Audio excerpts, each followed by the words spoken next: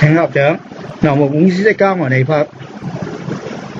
南無本師釋迦牟尼佛。南無本師釋迦牟尼佛。請放掌。咁啊，我哋琴日供呢個大隨求，咁啊好多人200幾人。琴日咧就錄音嘅時候咧就錄得唔係咁好，因為好多人跟住讀，又叫佢讀幾次咁，變咗咧嗰個錄音帶就唔係咁好啊！我哋今日咧試下咧再講一講咧，因為呢個大隨求咧就非常之重要。咁啊大隨求咧就好亂嘅，有隨求八印，又有大隨求六印，又有心中心，咁啊所以咧即係要講下。咁啊，我哋呢個大隨求咧，其實咧就係觀音嘅化身嚟嘅。咁啊，所以我哋琴日投花咧就係投觀音菩薩，觀音部嘅裏邊嘅一個。咁啊，觀音部嘅頂叫做大隨求觀音，大隨求觀音25個觀音裏邊嘅一個觀音。咁啊，呢個凡係觀音都係救苦救難噶啦，所以咧呢個大隨求咧，能夠令一切眾生所求圓滿。喺呢個現相曼達那裏邊，胎藏界裏邊咧，佢係居喺觀音院裏邊，所以咧呢個菩薩咧能夠除厄滅罪，能圓滿一切眾生嘅願望，因此咧叫做大隨求。咁喺啲大隨求陀羅尼經裏邊所記載咧，如果有人聽聞其咒，即能消滅罪障，若受持讀誦，則火不能燒，刀不能害，毒不能侵，能得一切護法守護。若書寫其咒懸於臂上及頸下，則此人能獲得一切如來加持。咁啊呢個咧大隨求咧，佢主要咧就係分開兩點，一個咧就係佢條咒。佢條咒咧係可以咧火不能燒啊，水不能淹，咁啊所以咧佢呢條咒嘅威力係好大。第二咧佢有個呢一個大隨求陀羅尼大隨求陀羅尼嘅咒咒，你將佢印咗出嚟就變咗符咁啦。咁啊呢個咒咧可以護身嘅，呢個大隨求嗰個咒咧個加持力就好大，好似靈驗咒咁。但係呢個大隨求咧冇靈驗咒咁長，不過都差唔多噶啦，都唔係差唔多嘅，一半多啲啦。佢係250句，靈驗咒咧就426句。咁啊呢個大隨求啊250句，咁都好長嘅。不過好在咧佢又有條短嘅咒呢條短嘅咒咧就係我哋琴日供頂嘅傳嘅呢個心咒嚟嘅，大隨求嘅心咒。咁啊呢個咧嗱，咁佛說大隨求得自在，隨求即得大自在陀羅尼經，陀羅尼神咒經呢個佛說隨求即得，隨便求就得啦，大自在陀羅尼神咒經，或言大隨求菩薩神咒嘅功德，此隨求即得大自在陀羅尼神咒，能與一切眾生最安樂，不為一切夜叉羅剎及呢個賴更病餓鬼賽犍陀鬼呢個諸鬼神等作諸惱害，亦不為寒熱等病之所侵損，所以在之處恆常得勝，不為鬥戰冤仇之所參害，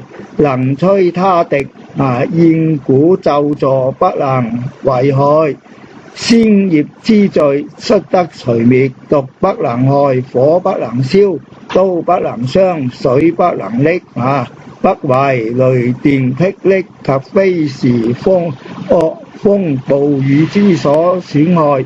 若有受持此咒者，所得在得勝。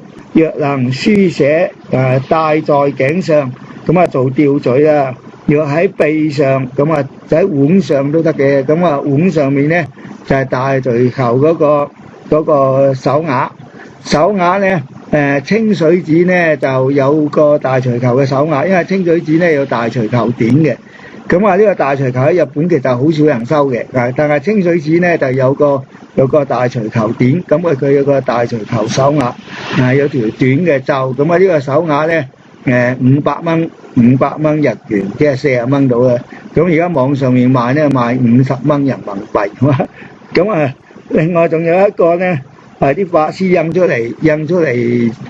嚟同大家結緣嘅1毫子個咁啊，1毫子個嗰個係藏文嚟嘅，藏文加中文咁你咁唔係呢個縮騰體，呢個清水寺嗰個咧係縮騰體，所以咧可以戴。咁我亦都見過有個攞嚟加錢咧，有個吊墜刻咗大槌球成條咒喺裏邊，當然好細啦。咁呢個雷射刻落去嘅，咁都得嘅。咁網上面嗰度有賣，網上有賣150蚊一個，咁所以咧呢一個咧可以買嚟戴下嘅。咁呢個咧呢條咒嘅威力好大，所以咧是人能成一切善事，罪性清淨，常為諸天龍王之所擁護，又諸菩薩之所護憶念，諸天神恒常隨俗而擁護之。若有女人受持此咒，有大勢力，常生男，受持胎時，在胎安穩，產生安樂，無諸疾病，眾罪消滅，必定無礙，以福得力，財谷增長，所說教令人皆信受，常為一切所敬事。咁所以呢一個女人戴呢個呢就特別好嘅，收呢個大槌球，因為佢呢係若有女人受持此咒，有大勢力，常當生男，咁成日都生男仔。咁有啲係呢個求生貴女嘅，咁都係一樣啫。咁你要男要女出聲咁就得噶。咁所以呢呢個咒呢喺日本度呢係要嚟安胎嘅，所以呢受住胎時，在胎安穩，產生安樂，無諸疾病。所以女人呢成日會生㗎啦，咁生呢一個嘅時候呢，咁我要安胎。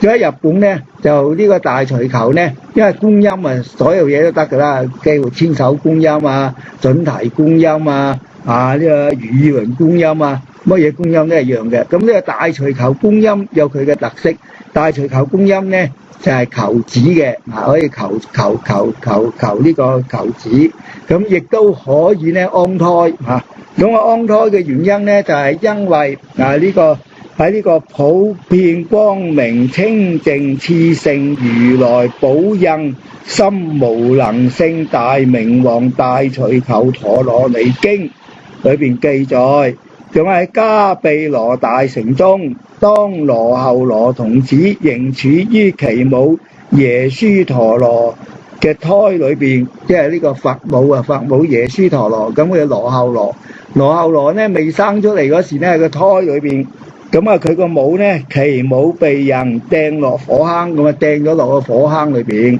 咁羅睺羅呢以憶念此陀羅尼故，因為羅睺羅呢因為佢係轉世噶嘛，所以呢佢喺個胎裏邊未出世都識念陀羅尼，咁記得呢條陀羅尼，一念嘅時候呢，火坑頓時化成蓮花池所以呢一個呢就可以安胎嘅，即係呢個可以安胎。當然安胎係包括其他嗰啲病啦婦科病乜嘢都得㗎啦，即係所以呢個大輪陀羅尼咧對女眾咧特別好嘅。咁呢一個又說又第二度又講摩羯陀國王施願手無子，摩羯陀施願手係個名啦，咁冇仔呢個國王冇仔。咁以此陀羅尼書戴於其夫人頸下，呢個陀羅尼呢，但係呢個書咁即係叫人寫咗，然後戴一個咁而家好易啫，咁網上面有呢個陀羅尼嘅，咁你去大槌球陀羅尼喺網上面印咗一個落嚟，然後呢將佢接埋呢就擠落個靈驗咒嗰度，將個靈驗咒嗰個套大槌球咪得咯。你加埋條靈驗咒落去都得嘅，兩條咒擠埋一齊咁樣，兩條更加利益。擠埋條摩利支天落去呢，唔驚人哋嚟追債，又唔驚俾人偷咁所以呢可以擠埋一齊嘅。咁呢個個大錘球咧，或者你拎咗佢擠大錘球都得嘅，就個套係一樣嘅啫。咁啊，所以咧兒中叔常，咁啊，所以咧終之咧生到仔啦。再曰留布此大錘球陀羅尼之處，以上妙香花銅蓋種種供養，蔬菜珍果纏繞，果安置塔中，或置銅剎，以種種音樂歌詠讚歎，旋繞懷轉，虔誠禮拜，則所希望求願皆悉圓滿。若能依法書寫，生上帶所求皆得，求男得男，求女得女。所以唔使驚，唔係淨係生男，可以生女嘅。因為常生貴女。咁懷胎安穩，漸增圓滿，產生安樂。咁呢個呢，另外呢個錘球呢，呢個錘球感應傳裏邊呢，有更再有各種關於嘅靈驗。總之呢，凡係聽聞受持、讀誦、書寫、傳報大錘球陀羅尼呢，可以獲得呢以下嘅功德：火不能燒，毒不能中，降伏鄰敵，破無間獄。破無間獄呢就係有個經裏邊，呢個都係呢啲經嚟嘅，即係大錘球嘅經。咁就話呢，有個人就落咗無間獄嗰度，落咗個地獄裏邊，落咗個地獄裏邊呢，地獄啲火熄晒呢，咁呢個獄卒就好驚啦，走去揾閻羅王。哇，閻羅王唔得了啊！我哋嘅地獄嘅火熄晒喎，咁啊，咁後尾就問下嗰個人，嗰個人佢帶咗條大錘球，咁大錘球，咁落到地獄嗰度呢，啲火都燒晒，啲火都熄埋，咁隨龍遇難所以呢，產生安樂，免除亡難等諸功德。所以呢，呢個大錘球呢個陀羅尼呢係好感應嘅。所以咧，我哋可以咧印出嚟咧，佢係彩色嘅，喺網上面已經彩色嘅啦。印出嚟咧，入喺個靈驗咒個套裏邊咧，咁變咗錘球咒啦。呢個大錘球咒，因為大錘球咒好靈驗嘅。咁呢個另外咧，大錘球積得大明陀羅尼懺悔法中有個在呢個錘球八印。咁呢個錘球咧就有8個印。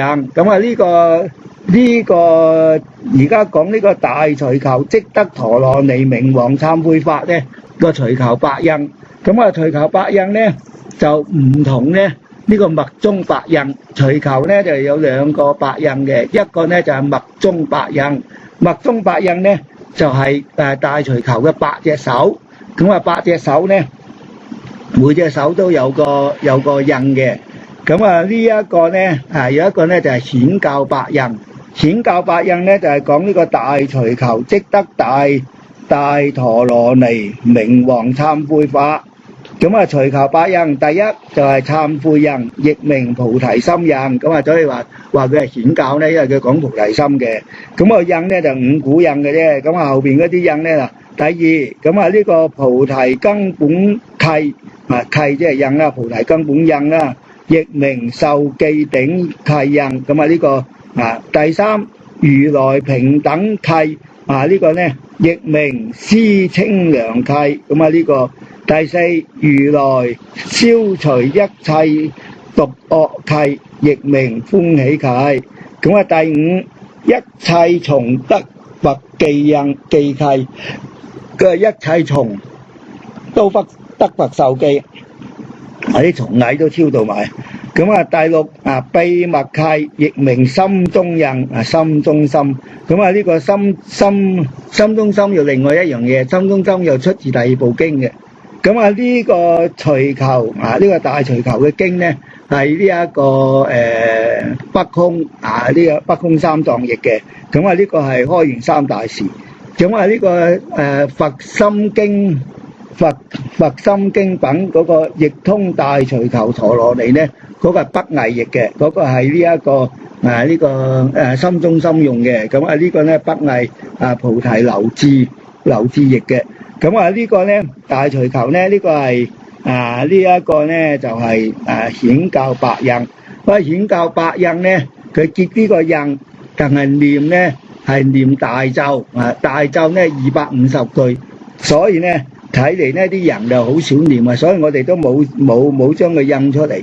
其實我哋有嘅，我哋喺俾你嗰時呢，阿闍黎個個參考資料裏邊咧，裏邊有陀羅尼全集，陀羅尼全集裏邊就有一條長嘅大隨求咒嘅，有埋解釋啊，有埋聖嘅，有埋日文啊。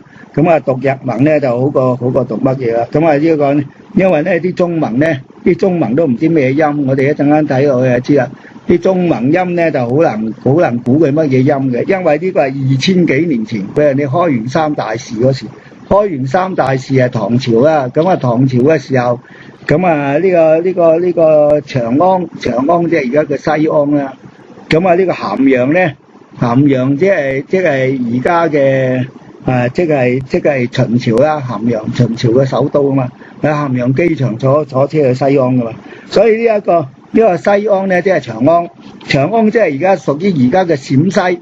咁啊你話咁讀陝西話就實啱啦，咁啊就話所以咧有啲人係用陝西話去讀，其實唔啱嘅，因為咧喺唐朝嗰時咧西安咧係講呢個客家話嘅，即係客家話、潮州話嗰類咁嘅話。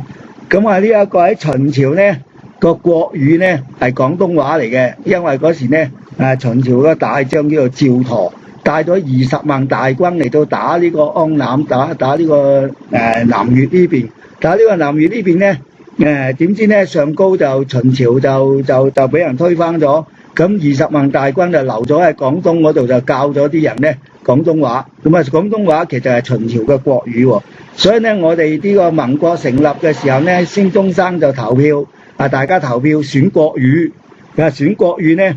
咁啊，大家旗鼓相當啦，個兩邊都一樣，有啲話廣東話，有啲話國語。因為呢個孫中山係香山人啊嘛，廣東人啊嘛。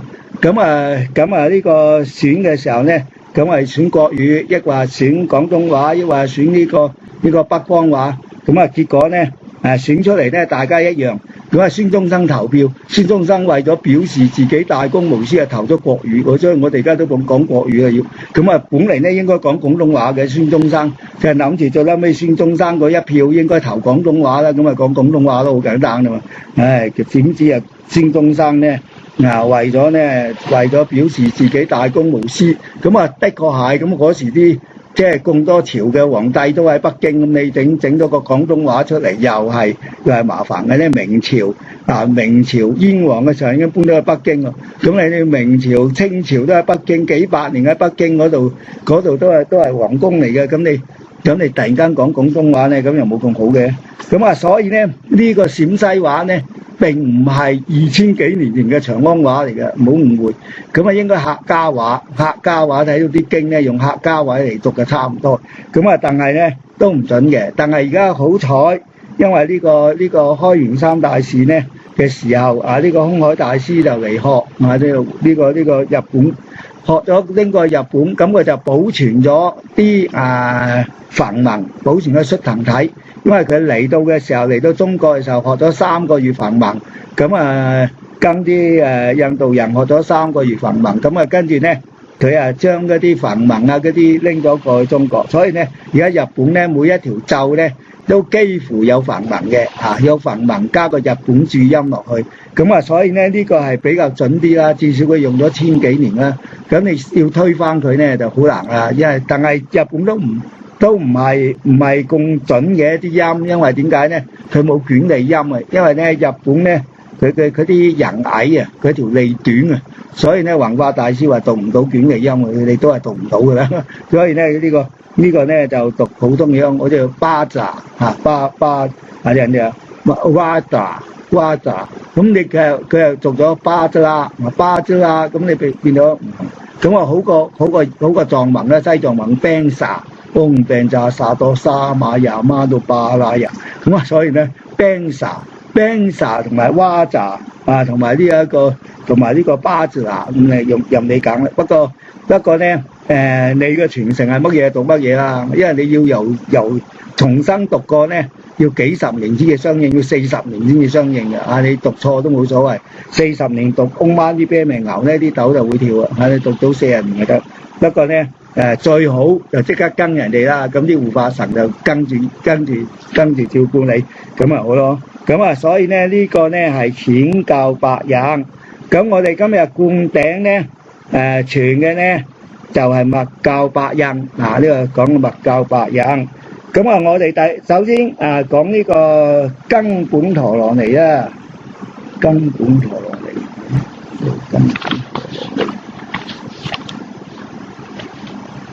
講呢個根本陀羅尼啊，根本陀羅尼咧呢個睇下先啊，喺邊度咧？嗱，根本陀羅尼，我哋嗰條大隨求咒冇應嗱，大隨求咒咧呢個種子字咧就係哈拉，係用哈拉。咁啊，嗡巴拉，森巴拉，英茲利亞呢個 B 蘇達利，嗡囉囉嗡囉呢一個沙利蘇瓦卡咁呢個嗡巴拉森巴拉巴拉森巴拉英茲利亞 B 蘇達利嗡囉沙利蘇瓦卡。咁呢條咧就係佢根本咒嚟嘅。而家呢個根本咒咧，咁淨係網上面都有傳呢個根本咒嘅，咁大家都係照日文讀咧，都唔會錯得佢邊噶啦，都係啱嘅。咁如果你照中文讀咧，就爭好遠啦，個個都唔同讀法嘅。咁如果你照得到日文讀咧，就個個都係一樣嘅。咁但係你淨係念呢條咒咧，呢條叫做呢個心咒啊，佢嘅大隨求嘅心咒。咁心咒咧，你識讀心咒咧都冇用。咁點解咧？你要加埋咧隨求八印嚟到加持。呢個八印咧，就係佢隨求嘅8隻手揸8種法器。所以咧8種法器咧，佢除咗可以念呢個大隨求嘅長咒同埋呢一個心咒之外咧，佢仲可以念條短咒。咁呢個咧隨求八印。咁大隨求嘅印咧，我哋頭先讀嗰條咧就係佢個心咒啦。心咒咧呢條係梵甲印，梵甲咧就係兩隻手夾住，呢個叫梵甲，即係佢嗰個經書啊。因為大隨求，我哋掟嗰個大隨求，掟嗰個觀音院嘅大隨求咧，就係蓮花，就有個梵甲喺度。呢個就係佢三昧耶形。咁呢個三昧耶形咧就係梵甲，因為佢嘅手一隻手揸住個梵甲。其實呢個梵甲咧係第8個印嚟嘅，第8隻手。咁呢個第8隻手，咁佢呢一個隨求八印呢個睇下隨求八印嘅事啦。咁第一呢個苦印呢個咧內五苦印。佢內五苦印咧就係佢因為揸住個五股金剛杵隨求咧揸住個五股金剛杵呢個大隨求睇唔到呢個大隨求。咁佢揸住個五股金剛杵，所以咧就要念五股金剛杵印。咁呢個咧結呢個內五股嗡巴茲拉蘇瓦卡，巴茲拉咧就係五股巴茲拉咧就係金剛，嗡巴茲拉蘇瓦卡。咁呢個咧就係內五股印。咁跟住咧隨求咧又揸住個呢個清楚啲呢個你都睇唔到。咁呢個隨求咧又揸住個斧頭個斧頭咧喺側邊嚟嘅。咁呢個咧係佢右手嘅第2隻手斧頭嘅時候咧就係結呢個印啦。呢個內五股印就係呢個啦，嗡巴茲拉蘇瓦卡啦。咁呢個斧頭印咧就係隻手翹住，咁好似把斧頭咁。跟呢個叫做斧頭印，兩隻手係交叉咁卡住，咁叫做斧頭印。咁樣叫做斧頭印。嗡哈拉蘇蘇瓦卡。呢個哈拉蘇蘇瓦卡。呢個咧就係月斧印呢個月斧印。第3咧就係揸住條索佢有揸住條索嘅，揸住條索咧喺呢個左手揸住條索。揸住條索咧，呢個咧就內膊啊，豎中指合埋，咁啊呢個內膊中指合埋，咁啊彎彎地啦，咁啊條索咁啊呢個咧叫做索印，咁啊呢個咧係嗡哈夏蘇瓦卡，咁啊呢個哈夏蘇瓦卡，咁啊呢個咧就係呢個索印啊，呢個索印，咁啊呢個咧跟住咧就係劍印啦，劍位咧就係大衛刀印，咁啊劍印咧就係大衛刀印，大衛刀印咧就係呢一個啊呢個兩隻手，咁啊呢個兩個手指公咁樣合掌，然後兩個手指公個紋都有寫噶啦，因為劍印，因為佢揸住把劍嘅，咁啊呢個咧8個印就叫8個法器，所以咧我哋要念呢8個印先啊，念呢8個印，我哋做護摩嘅時候咧，呢個除球大護摩，呢個大除球護摩咧喺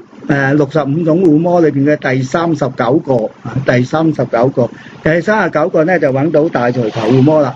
大除球護摩你要念嗰條心咒嘅時候咧，念呢個巴拉巴拉森巴拉森巴拉嗰條咧，之前咧要自我加持嘅，自我加持咧就係念呢8條咒啦。念呢8條咒嘅時候咧，咁啊你每個可以念3次，亦都係念7次啊。咁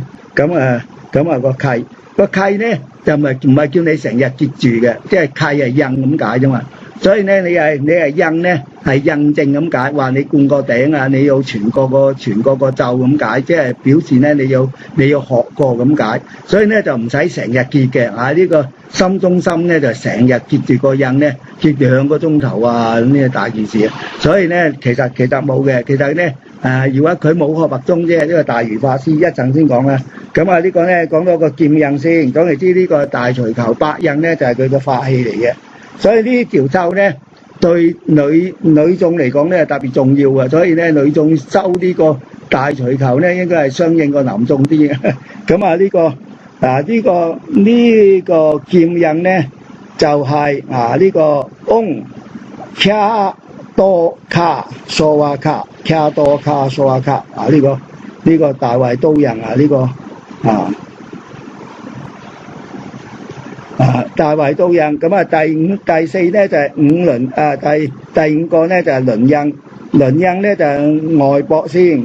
咁呢個無名指係第4隻手指。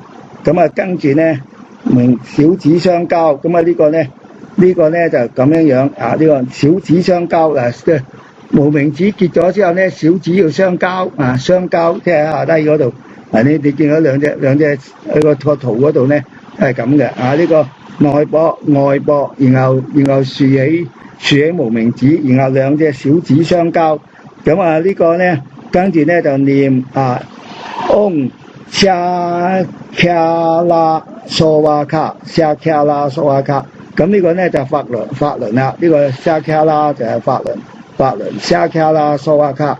咁呢個第5個印叫輪印。第3個咧就三擊印，因為大除球咧揸住個三擊嘅三叉擊咧就係呢一個無妄雞印咧就係3個突出嚟先，然後兩隻手指合埋，咁呢個叫三擊印。咁兩隻尾指同埋拇指生喺裏邊有3隻嘢三叉，咁叫三股印啊，咁叫三叉印，叫三擊印。咁個咒咧就係嗡達利蘇拉蘇瓦卡呢個達利蘇拉蘇拉蘇瓦卡，達利蘇拉蘇瓦卡。咁呢個咧就係三擊印。跟住咧就係寶印啦，寶印咧就係外膊，然後頭指咧就成寶形頭指咧彎彎地咁成寶形咧。咁呢一個咧個咒咧就係千達瑪尼蘇瓦卡，千達瑪尼咧就係語輪觀音嘅咒啊，千達瑪尼。咁呢個千達瑪尼蘇瓦卡，咁呢個係寶印。咁呢個咧，因為佢揸住個蓮花上面有個寶，有個摩尼寶喺度，呢個叫寶印。咁呢個第8就係呢個持明印啦。呢個持明印咧就係梵甲印。咁梵甲印咧就係兩隻手咁搭住叫梵甲。梵甲印咧跟住咧就念瑪卡比沙，達賴尼娑哇卡，呢條係短咒嚟嘅。咁佢嘅長咒咧就可以念巴拉巴拉三巴拉三巴拉因提利亞比蘇達利嗡嗡羅羅佐羅沙利娑哇卡。咁呢條咧就係心咒呢個心咒。所以咧呢一個咧，你念心咒之前咧就念咗呢8條咒，每一條咒咧結一個印，跟住就念3次或者念7次。念7次咧念完之後咧就念108嗰條根本嘅印。咁呢個咧就係一般嘅念法，就係咁樣。咁呢個咧當然啦，可以念長咒，但係長咒你係難啦。長咒咧因為太長啊，因為250句啊。咁因為長咒啲中國人好驚念長咒嘅，因為因為唔係我哋嘅文字嘛，分句嗰度咧你分錯咧個斷句。因為日本嗰本嘢都注得好清楚啦，邊度斷句，即係點解叫一句啊？如果你短咒係2啊，短咒得幾個字咁咧，即係唔會分錯巴拉巴拉三巴拉。咁呢個但係長咒咧，你要分句分句得唔好咧，咁意思就唔明啦。念菩薩都唔知你講乜嘢你將嗰句嘢咧念得唔準，所以咧如果要念長咒嘅時候咧，要揾本咧好準嘅，即係佢分得好清楚嘅。咁一句句咁樣念，咁所以咧我哋中國人咧好少念長咒嘅，因為好怕長咒。短咒咧就冇問題啦，短咒短啊嘛。呢個咧呢個梵甲印，呢個叫做隨求百印。呢個隨求百印係密宗百印。呢個密宗百印咧係我哋中院流嘅，因為咧呢個弘進咧就傳俾呢個明宣。明宣就係呢個中院流嘅開山祖嚟嘅，即係第一代嘅。所以咧呢個明宣，所以呢個就係小野百印，小野流。我哋係小野大僧都流啊嘛，所以咧呢個小野，所以淨係得我哋嘅流有嘅啫。其他都冇嘅。所以咧喺日本都好難揾到呢個，你淨係見到咧叫中文字啫，見唔到啲日文嘅。係我哋嗰個傳承裏邊咧，我哋呢個小野大僧都流裏邊咧嗰個隨求百印，所以咧呢個係特別嘅呢個係特別嘅。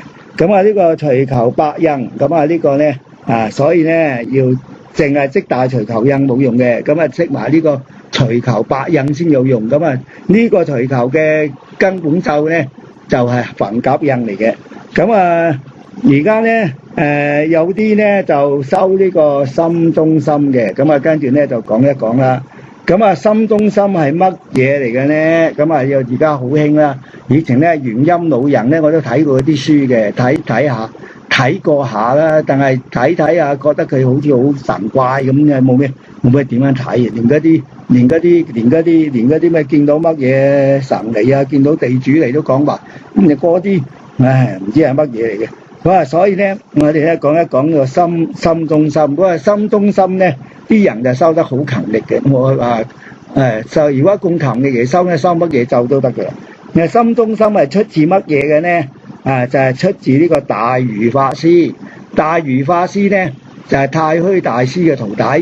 呢個太虛大師咧有大愚大勇啊。大勇咧就學密宗嘅，佢有去高野山嗰度學密宗嘅。即係咧佢跟呢個木超受戒嘅，就木超就傳俾佢傳法阿闍黎。我哋咧就跟木超嘅徒弟，木超嘅徒弟嘅正道。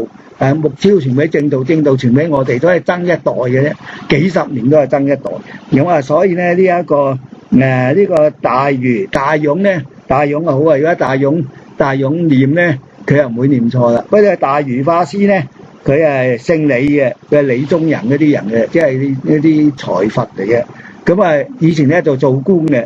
做官咧話睇到啲軍閥割據啊，咁就走去出家。出咗家之後咧，喺盧生東林寺出家，專修呢個淨土呢個淨土。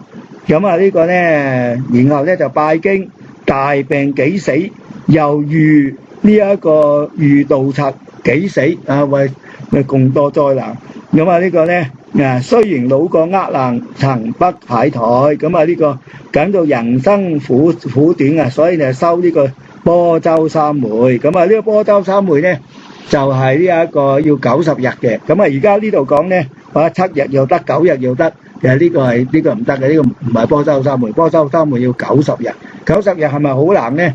唔係，呢個咧，我哋上高嗰個佛慈淨院啊，咁啊呢個妙蓮法師喺度打咗8個波州三昧。呢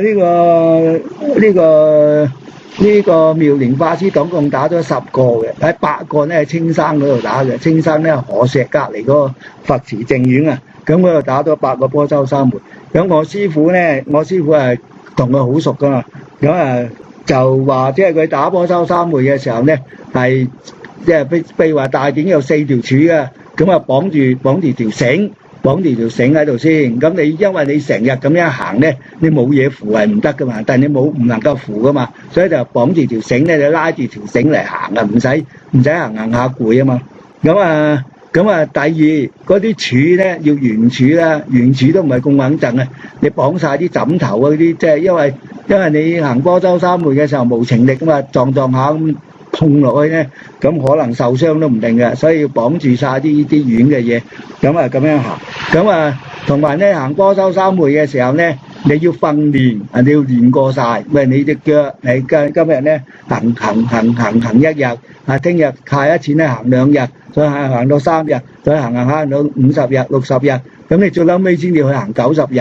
如果你一開始就話哎呀發心啊走去行90日咧，你係實好似大魚法師咁啊！大魚法師咧就係佢咧就佢又冇綁住條繩啦，因為佢唔綁住條繩咁就行唔到嘅。因為點解咧？波州三昧一定要綁繩啊，唔綁繩因為佢冇傳承啊嘛，乜嘢都冇傳承嘅。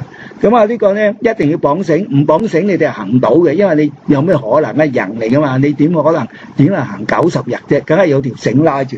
咁條繩嘅規矩咧就係蹬腳。唔能夠兩隻腳就企定啦，咁所以咧要蹬腳，咁瞓覺都得嘅，等你企喺度瞓，咁攰嗰頭企喺度瞓都得嘅，睇嚟啫偷雞嘅，咁所以咧呢一個嗱，咁佢咧就收呢個波州三昧啦，咁呢個波州三昧，咁呢個咧3、5日後行咗3、5日後，雙腳浮腫，寸步能移。思維貫徹初衷，絕不後退。咁呢個雙腳浮腫，3、5日後就浮腫，實浮腫啦。你成日行啊嘛，所以你冇訓練過係唔得嘅。你要練佢20日、30日咁樣加上去，加到你行得到啦，咁你先至80日、90日，你先至有得行嘅。咁同埋咧，你護關嗰個咧，即煲啲薑水俾你啊，啲薑皮啊，攞啲薑皮去煲水，咁去水啊嘛，將你個腳咧就唔會腫啦。如果唔係咧，隻腳係實腫嘅。腫嘅時候咧，腫一輪嘅啫，腫過咗嗰個腫嗰個咧就冇問題。不過呢個大魚法師咧，佢咬實牙關，絕不後退。咁叫你右手爬行，用隻手嚟爬行喎，喺隻地下度爬。咁其實咧可以拉住條繩嘅，不過冇人話俾佢聽點樣打。所以咧佢又冇得到冇護關嗰個又唔識同佢消腫。咁攰嘅時候咧，佢用隻手喺地下度爬喎，爬咗1、2日之後咧，2個手亦都浮腫啦。所以咧即係都幾難。每進一步，雖負莫大，更能努力嘅。個中眾苦實所堪忍，所以咧呢個大魚法師真係搞笑啦。故近代淨宗行人好少收嘅，其實好多人收嘅，咩少人收？台灣而家有啲人喺度收緊，咁即收不能堅持到底。點會唔能夠堅持到底？人哋綁住條繩咪堅持到底咯。攰嗰時咪企喺條繩度瞓覺咯。咁你即係偷雞都要啦，係嘛？咁所以咧唔會嘅，即係你有條繩咧就個個都行到。你冇條繩咧個個都行唔到，好似大魚法師咁行下腳腫咁你要爬嘅。咁所以咧呢個咧以身滾動前進，咁經此一分艱苦奮鬥之後咧。呢個偷心死盡啊，猛然入大定，佢係休克，入定啦。佢話入定啊，其實就爬到咧手又腫腳又腫，咁休克。休克咧就見到呢一個咁快入定咩？點樣入定啫？你打緊波州三昧行緊，行到腳腫手腫啊，點入定啫？其實咧就係眼前一黑，咁啊見到呢個普賢菩薩現身。有呢個普賢菩薩究竟係真定假咧？咁我唔知喎，即係人哋冇得講，個個都話自己係普賢㗎啦。喺定裏邊，喺夢裏邊，個個都話自己係菩薩㗎啦。咁你點知佢係咪真嘅咧？咁啊呢個普賢菩薩為之灌頂，授以心中心密法，心中心密法。所以呢個心中心密法咧，其實咧呢個心中心啲冇學密宗嘅人咧就以為咧呢個心中心好巴閉，其實個個都係心中心嚟嘅。我哋頭先讀嗰個都係心中心啊，我哋嗰個都係如來心印啊，呢個心中心印啊，你個心中印啊，你睇第6個秘密印啊，呢個大隨求積德大陀羅尼懺悔法裏邊亦都有心中心，所以個個都有心中心嘅。其實呢個心中心咧就其實咧啲密咒嚟講咧，個個都係最威水嘅，即係冇個，所以每一次灌頂咧係個個都威水嘅。所以日本咧就索性咧每一個道場係收一個嘅啫，即係因為最威水啊嘛，咁啊收一個咯。收一個嘅時候咧，咁啊譬如話赤松收千手觀音嘅，我哋蓮華定院佢係收呢一個阿彌陀佛嘅啊，或者你呢個清水寺又係觀音啦，清水寺又係千手觀音。咁啊呢一個金剛峰寺咁啊藥師佛嘅，咁啊專收一尊嘅啫，因為最巴閉啊嘛，咁啊最威水嗰尊咪收錯正，因為所有嘅密咒獨立擺出嚟咧就係最威水噶啦，即係所以叫心中心。其實咧個個咒逢親係咒就係佛嘅心中心噶啦。咁啊，所以咧未學過密宗嗰啲人咧就以為呢個心中心咧哇犀利咯，呢個先至係心中心。其實大悲咒又唔係心中心啊，呢一個大隨求咒又唔係心中心，呢個又個個都係心中心啊，冇問題嘅。咁啊呢一個咧呢個咧嗱灌頂授以密法。並為大藏經原有此法，咁就係話大藏經裏邊有呢個法喎，咁去揾啦，咁揾到果然咧，俾佢按菩薩所授大藏經呢個秘密儀軌佛心經品，譯通大隨求陀羅尼呢個卷22卷嘅，呢個咧就菩提支流，呢個咧就係呢個菩提流支。菩提流支係話唐朝咧，其實佢係北魏嘅。北魏跟住就落嚟唐朝咧，即係幾廿年之間嘅嘢啫。咁啊，所以咧所說六印一咒，經7年苦行，成就下生，開心印法門呢個印心中嘅初祖。咁啊呢條咒咧，呢條隨求譯通大隨求咒咧，就係同呢一個我哋念嗰條三巴拉嗰條一樣。加多4個字嘅啫，加多4個字。咁佢條咒咧就係嗡巴拉巴拉森巴拉森巴拉英啲呢英之呢一樣咧比蘇達尼，即係比蘇達尼啫。呢個哈哈，我哋就嗡，佢就哈哈，我哋空，或者係空啦，或者你讀空。咁呢個字就係空嘅，我哋讀嗡嘅，因為呢個日本讀嗡嘅。咁空呢個哈哈撈呢個撈，跟住咧就呢個沙利，咁加多乜嘢咧？加多加撈沙利加多沙撈沙利加撈沙利數下加多4個字啫，加多加撈沙利，所以咧叫做譯通大隨求，所以其實就係大隨求咒嚟嘅，不過唔同譯本咧就加多4個字呢個咧個嗡咧就變咗哈哈。咁呢個咧6咒1印呢個唔係6印1咒，六個印咧都係念同一條咒。咁同一條咒咧佢係念咗7年之後咧，咁梗係有神通啦。咁念咗7年，點解會有神通咧？就係佢哋嘅念法咧，就係每2個鐘頭咧就一座咧就收1個印，一個印咧就結印，就念2個鐘頭。咁一日咧就做晒嗰6個佢，即係一日做12個鐘頭，12個鐘頭喺度念條咒喎，念乜嘢咒都得啦。你可以念為啲金剛咒又得，念乜嘢咒都得，你冇咁大隨求乜嘢都得。咁所以咧佢好勤力勤力係好勤力啊。不過問題咧就係第一，佢係結住個印嚟念嘅。究竟結住個印嚟念，結個印2個鐘頭唔可以放印喎。究竟呢個係呢個普賢菩薩教佢啊，抑或佢睇到個經，以為要結印咁啊結印？其實啲印嚟講咧，我哋密宗嘅印咧，淨係要嚟加持4處加持，金剛界4處加持。呢個胎藏界咧就5處加持我哋心額頭頂啦，金剛界咁呢個胎藏界咁右肩左肩呢個心額咁所以咧我哋呢一個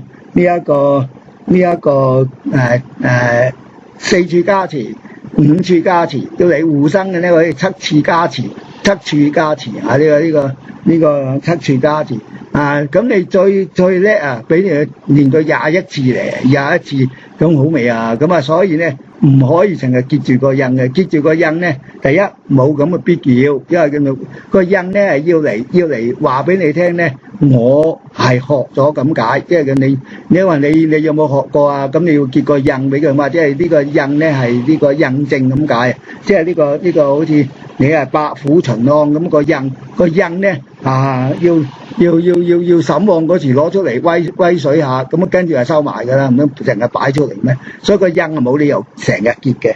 咁呢個咧睇咁多密宗咧都冇人結印嘅，冇人成個印結嘅。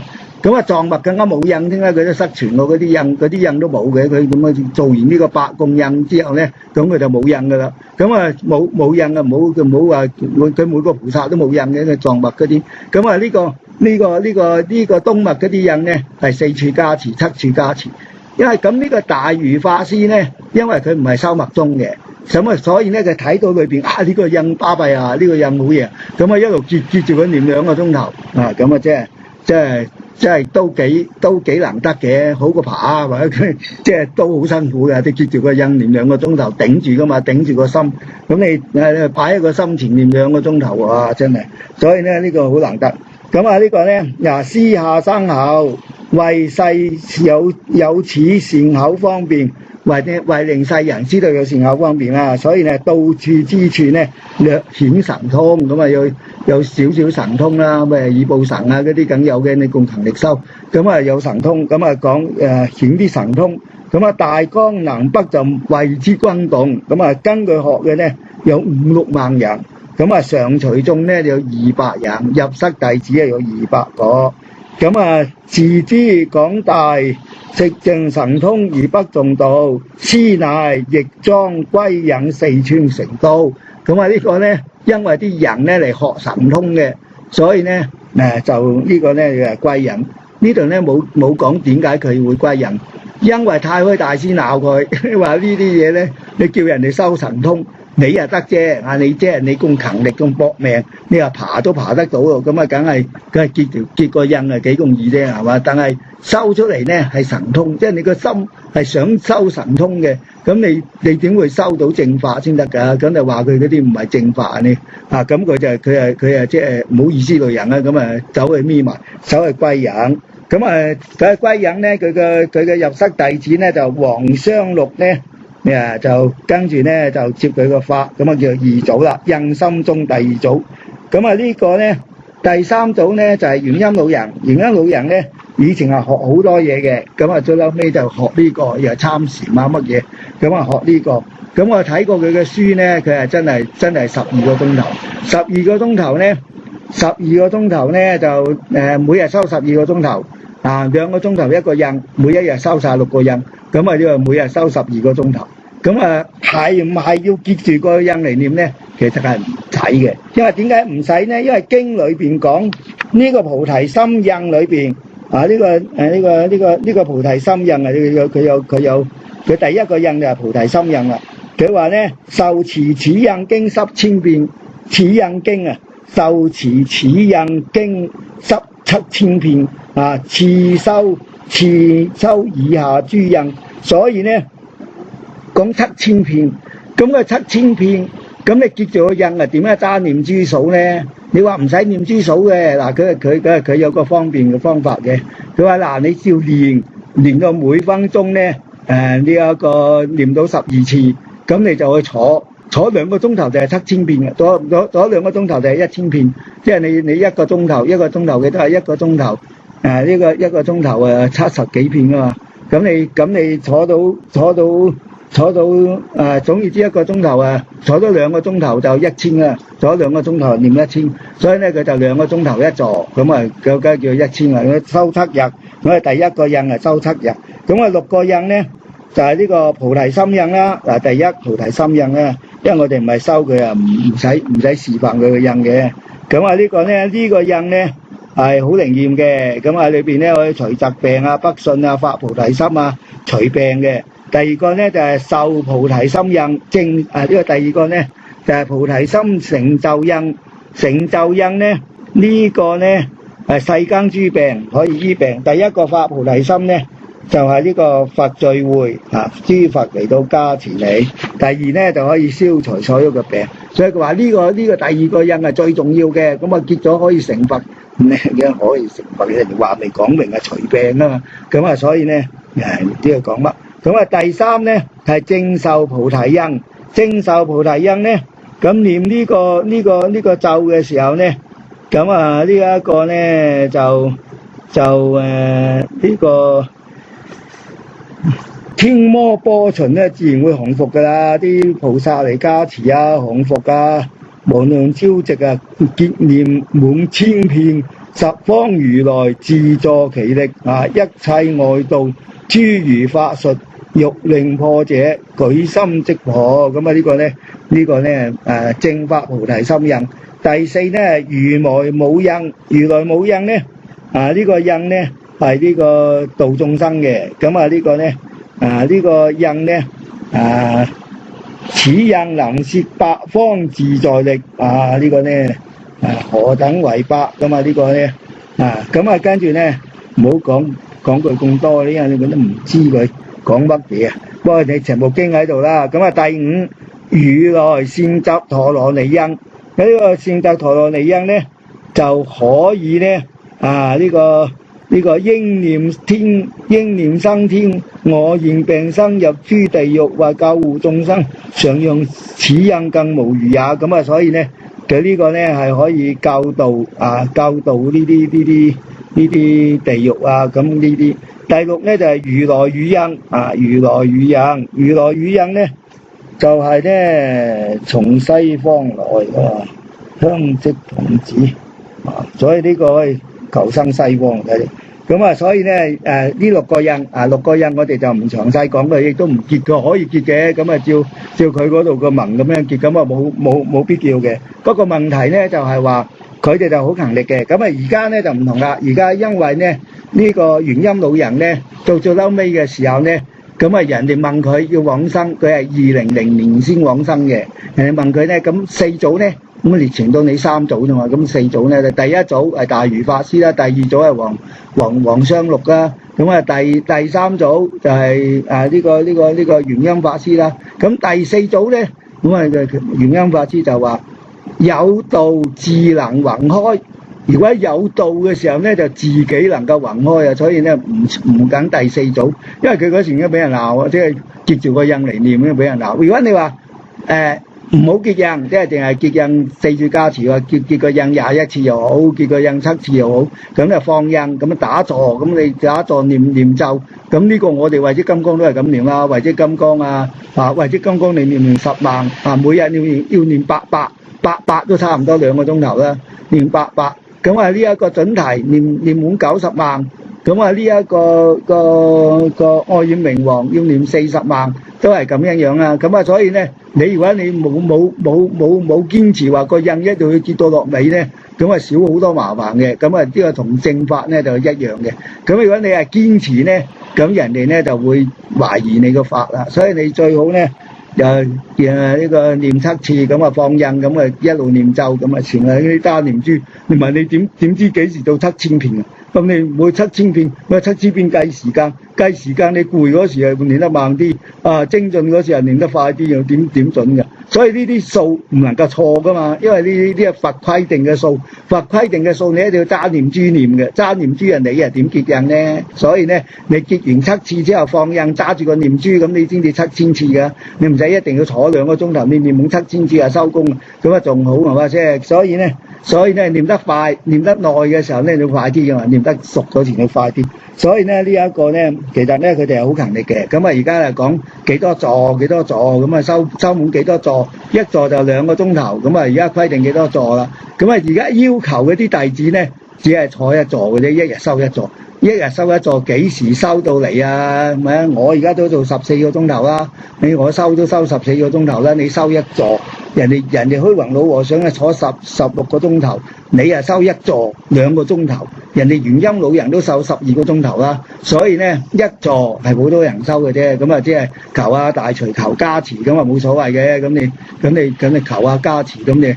即係要正道咧，即係勞年去啦，咁啊，所以咧揾唔到第4組咁解咧，咁啊，所以咧呢一個呢個咧，所以我哋就要講下，因為呢個大隨求咧有隨求八印啦，隨求八印有分顯教八印、密教八印啦。嗱，我哋講嘅咧就係密教八印，咁啊呢個有顯教八印啦，咁啊亦都有呢個譯通大隨求陀羅尼，呢個咧菩提流智嘅。流智譯嘅，佢哋咧就係照呢個菩提流智嘅，呢個就係大如法師喺定裏邊見到普賢菩薩咁啊傳嘅，咁啊所以咧因為佢冇學過密宗嘅，唔知道個印結完之後要放嘅，咁啊如果唔放，你又點樣揸念珠嚟念咧？如果你話我唔揸念珠嘅，咁你即係違反佛制啫。佛叫你念7000遍，你係念7001遍，咁你咪就錯係嘛？所以你揸念珠就冇錯啦，揸念珠念足7000咪7000咯，或者8000咪8000咯。咁你冇唔揸念珠，咁你話我淨係計鐘頭嘅啫。咁有啲老人家念得慢啲，有啲後生仔念得快啲，咁你點計？所以咧唔係每一座咁樣計，係叫你念7000次，佢係7000次7000次。所以咧，希望有個第4組出啦，第4組啊，我唔做啊，老實講。咁啊，呢個第4組出咧，第4組出咧，強調係7000次，因為你唔可以超過7000噶嘛。我話咗7000，念7001，即係唔信佛啫，係嘛？你念6999，你都係唔信佛啫。所以你一定係7000喎，一定係要揸念珠念喎。你冇揸念珠，你一定數唔到7000喎。老人家又念得唔同，後生仔又念得唔同，有時夠精神又念得快啲，唔夠精神又念得慢啲，瞌眼瞓嗰時啊更加念得慢添，咁你點計到7000次？咁你即係違反佛語啫。所以咧呢一個問題咧要佢哋自己去諗啦。不過問題咧佢哋好精進嘅，即係你好讚歎嘅，佢哋咧能夠共勤力去念條咒，不然念慧積金剛啦，慧積金剛咧睇嚟版啊，即係神通仲大啲。我又唔見啲心中心嗰啲好有錢喎。咁因為隨求咧，呢個大隨求又唔見求乜嘢都得。你話求乜嘢都得，咁啊就係啫。咁啊所以咧你用呢個勤力咧嚟到念慧積金剛，念呢個愛焰明王念呢個準提。一樣係咁有效嘅啫，所以咧呢個咧我哋今日咧就講一講佢。咁啊呢個都係正法嚟嘅，不過咧係個印嗰度咧，大家要研究下究竟係咪結印念足2個鐘頭咧？咁我唔知啊，應該就照我睇就應該放咗個印，然後揸念珠念滿7000，咁啊收工，咁啊最合乎個經典，因為見你念7000就可以結下一個印。咁你計鐘頭啊，計2個鐘頭又一座，2個鐘頭你瞌眼瞓㗎嘛？有人念得快，有人念得慢，老人家念得慢，後生仔念得快。呢個有人口齒伶俐，有人唔伶俐，咁你點能夠計2個鐘頭呢？所以呢，你計7000你計呢揸念珠念7000，咁啊跳落下一個印，咁啊睇嚟呢呢個法係好好嘅呢個法，咁啊而且唔可以求神通啦，因為呢個大如法師呢已經話即係唔想人哋搞神通啊，咁啊將個經咧就改咗，將個經咧就用佢自己嘅託本啊原託本咧，將佢自己啊改咗。所以咧我哋睇呢個隨生品，呢個心中心嘅隨生品咧，呢個佛心經品啊，佛心經品咧，同埋你喺大正藏揾到個佛心經品咧係唔同嘅，因為咧呢一個大如法師生咗啲佢認為迷信嗰啲啦，咩可以咩求男得男，求女得女嗰啲係普通啲，但係有啲係求得好古靈精怪嘅，壞密宗都係古靈精怪嘅啦。咁啊生咗佢啊，古靈精怪，佢就認為古靈精怪，佢係生咗佢。咁你變咗你讀都唔係讀嗰本原裝嘅經，咁又點會知道個經係講乜嘢嘅咧？咁啊，所以呢個咧，我哋仲要研究下，希望嗰啲人咧俾啲心機落去研究啊！我提議佢哋咧。即係揸念珠念好啦，7000我佛講嘅經係7000，我揸念珠念7000，好簡單啊嘛。咁咁勤力去修咧，修乜嘢法都得啊！即係最好係做埋4加行，咁啊所有法都修得啊，咁啊仲好。因為一日修2個鐘頭，咁其他嗰22個鐘頭做乜嘢？瞓覺。咁你即係又係好冷，或者你話一日修12個鐘頭，咁你又捱唔到咯，咁啊冇辦法喎。所以咧呢一個咧，我哋今日就講到嚟呢度先。